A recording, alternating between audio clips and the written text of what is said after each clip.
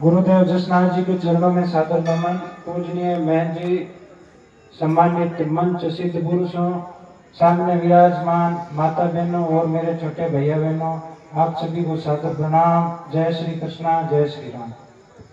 वैसे पर्यावरण पर चर्चा हो गई है, भाई साहब ने प्लास्टिक, पानी, पेड़, बिजली सब ले लिया, लेकिन हमें किस प्रकार के पौधे लगाने उन पर मैं 2 मिनट आपसे चर्चा करूंगा। हमारा थार का मरुस्थल विश्व के अन्य मरुस्थलों में सबसे ज्यादा जैव विविधता रखता है, यहाँ सबसे ज्यादा जीव जंतु है। उसका कारण है यहाँ की देशज वनस्पति, जो आजकल हम मिटाने पर तुले हुए हैं। उनका देशज वनस्पति का संरक्षण नहीं कर पा रहे। पहले हमारे खेतों की सीमा में खूब सारे इमला, कीप, फोग, बावली, माठ, मुराली, बोलडी, झाड़ी, कंकेड़ी, झाड़ होते थे, लेकिन हम सब ने अपने स्वार्थों में अंधे होकर हटाना शुरू कर दिया है। अगर हमें जैव विविधता बचानी है, इन वन्य जीवों को बचाना है, इन पक्षियों को बचाना है, तो देशज वनस्पति जैसे झाड़ है, खेजड़ी है, झाड़ीनुमा प्रजाति के जितने भी पौधे हैं, उन सबको हमें बचाना है। दूसरी बात, हम जब पहले हमारे दादा दादी के पास आप कभी बैठकर सोचना, उनसे बात करना, पहले जितने पक्षी होते थे उतने पक्षी अब नहीं है। मात्र 15-20% ही पक्षी बचे हैं, बाकी पक्षी विलुप्त हो गए या विलुप्ति के कगार पर है। उनका कारण है कि उन्हें खाने को कुछ नहीं मिलता।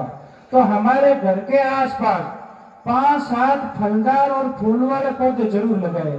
अगर घर के पास अनार है, जामुन है लगा हुआ है, तो पक्षियों को कुछ खाने को मिलेगा।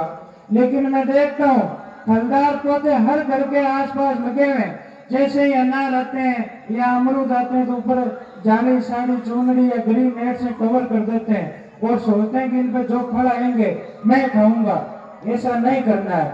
हमें इन पक्षियों को ध्यान में रखते हुए हर घर में फलदार पौधे लगाने, कुछ फूलों वाले पौधे भी लगाने, क्योंकि फूलों पर भी छोटे छोटे कीट पतंग रहते हैं और वो पक्षियों का भोजन है।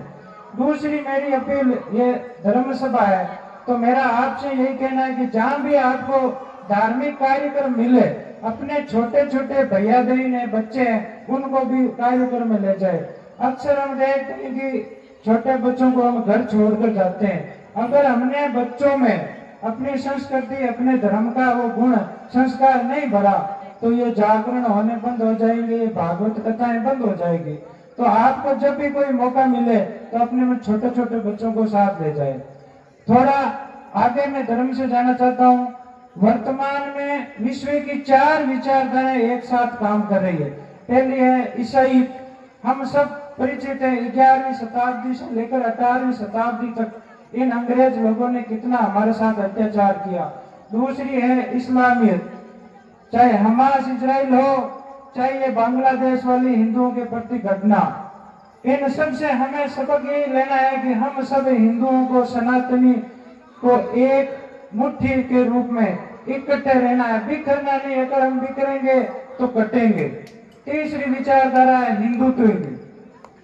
हम चींटी जैसे अति सूक्ष्म जीव से लेकर हाथी जैसे विशाल जीव के प्रति दया करुणा रखते हैं। ये हमारे हिंदू धर्म की अनूठी विशेषता है। और चौथी विशेषता है वामपंथी, जिसे हम कम्युनिस्ट बोलते हैं, वो सबसे खतरनाक है। हम सबको, विशेषकर डूंगरगढ़ वालों को इससे सावधान रहना, क्योंकि आपके क्षेत्र में ये विचारधारा आजकल सबसे ज्यादा प्रसार कर रही है, हम सबको गिरफ्त में ले रही है। यह सबसे खतरनाक विचारधारा है। इस विचारधारा का पहला रूप था हड़तालें करना, और उन्होंने हमारे भारत पर जैसे कोई फैक्ट्री है, कारखाना है लगाया तो हड़तालें कराकर बंद कर दिया। ये लोग हमेशा यही चाहते हैं कि भारत कभी आत्मनिर्भर नहीं बने। दूसरी इनकी विशेषता ही नक्सलवाद, हमने इनको मात खिलाई तो इन्होंने तीसरा रूप ले लिया अर्बन नक्सलवाद।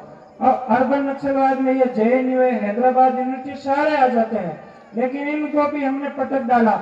चौथी विचारधारा आई है जो हिंदुत्व के साथ साथ चलाते हैं, हिंदू धर्म में छिपकर ये काम करते हैं, हमें तोड़ने का काम करते हैं। यह है कल्चरल मार्क्सवाद। हम छोटे छोटे कपड़े पहनना शुरू हो गए, हम केक संस्कृति अपनाना शुरू कर दी।